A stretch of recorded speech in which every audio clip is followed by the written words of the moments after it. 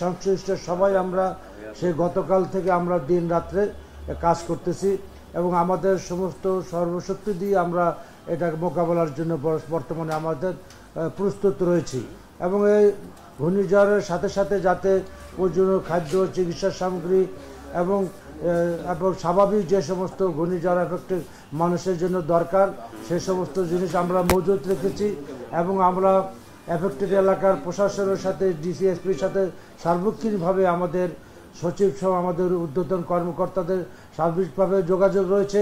তারা যখন যে সহযোগিতা চাইবে, যে প্রয়োজন দেখা দিবে, সেটা অতিরিক্ত দেখা দিল সেটাকে আমরা মিট আপ করার জন্য প্রস্তুত রয়েছে। আপনারা জানেন এমনিতেই আমাদের প্রত্যেকটা জেলায় আমাদের ঘূর্ণিঝড়ে আমাদের গোডাউন রয়েছে, সেখানে আমাদের পর্যাপ্ত সামগ্রী মজুত রয়েছে। তারপর অতিরিক্ত সাপ্লাই দেওয়ার জন্য আমরা আমাদের মন্ত্রণালয় সবসময় প্রস্তুত রয়েছে। এক কথা আমরা বঙ্গবন্ধু কন্যা জননেত্রী শেখ হাসিনার নির্দেশে আমাদের যে এই মন্ত্রণালয় যে ঘূর্ণিঝড়ের প্রস্তুতি মোকাবেলার জন্য যে আমাদের একটা সুনাম রয়েছে সেই সক্ষমতাকে কাজে লাগিয়ে আমরা এই পরিস্থিতিকে মোকাবেলা করার জন্য আমরা সর্বশক্তি নিয়ে আমরা প্রস্তুত রেখেছি। আমাদের সমস্ত উপজেলা জেলা স্বেচ্ছাসেবকরা প্রায় আমাদের সিপিবি আমাদের যে বিভিন্ন রেড ক্রসের যে উপজেলা এবং ইউনিয়ন লেভেলে তারা গতকাল থেকে মাঠে রয়েছে এবং ইতিমধ্যে তারা আশ্রয় নেওয়ার জন্য প্রস্তুতি নিয়ে ফেলেছে। এখন আমরা তাদেরকে নির্দেশ দিচ্ছি যে অনতিবিলম্বে সবাইকে নিরাপদ আশ্রয় নেওয়ার জন্য। সাথে সাথে সাগরের বিশেষ করে এইসব অঞ্চলে এফেক্টেড এলাকায় বিভিন্ন সামরিক স্থাপনা রয়েছে, মোংলা পোর্ট রয়েছে, আপনার সেনানিবাস রয়েছে, পায়রা পোর্ট রয়েছে, চিটাগাং পোর্ট রয়েছে এবং বিভিন্ন বেসামরিক স্থাপনা রয়েছে। তাদের নৌযানগুলিকে আমরা নিরাপদ আশ্রয় অনতিবিলম্বে নিরাপদ আশ্রয় নেওয়ার জন্য আমরা তাদেরকে অনুরোধ জানাচ্ছি এবং এটা মোটামুটি যেহেতু রেমাল মোটামুটি আমাদের ঘূর্ণিঝড়ে রূপান্তরিত হয়ে গেছে, সুতরাং এখন আমাদের কালক্ষেপণের সময় নাই। আমরা সমস্ত শক্তি নিয়ে এটা মোকাবেলা করার জন্য আমাদেরকে ঝাঁপিয়ে পড়তে হবে। এই জন্য দেশবাসীকে ধৈর্য ধারণ করে সাহসের সাথে এই মোকাবেলা করার জন্য সবাইকে প্রস্তুত থাকার আহ্বান জানাচ্ছি। জয় বাংলা, জয় বঙ্গবন্ধু।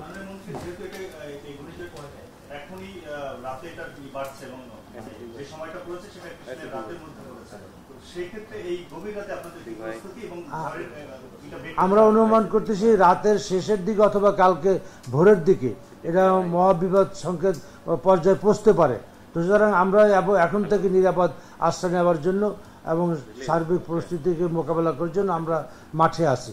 তারপরে যখন যেটা প্রয়োজন হবে আমরা যদি সেই জন্য আমরা সমস্ত প্রশাসন আমাদের কর্মী বাহিনী স্বেচ্ছাসেবকরা প্রস্তুত রয়েছে। ধন্যবাদ।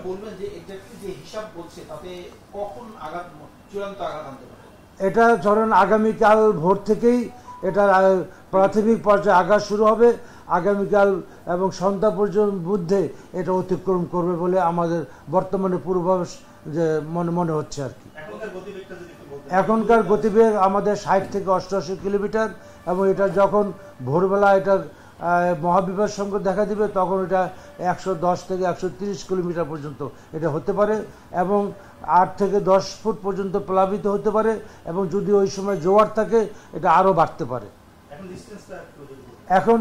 এখন আমাদের মোংলা পোর্ট এবং আমাদের পায়রা পোর্ট থেকে 365 কিলোমিটার দূরে রয়েছে, মোংলা পোর্ট থেকে 405 কিলোমিটার দূরে রয়েছে এবং এটা 16 থেকে 17 মাইল বেগে ধেয়ে আসছে সামনের দিকে।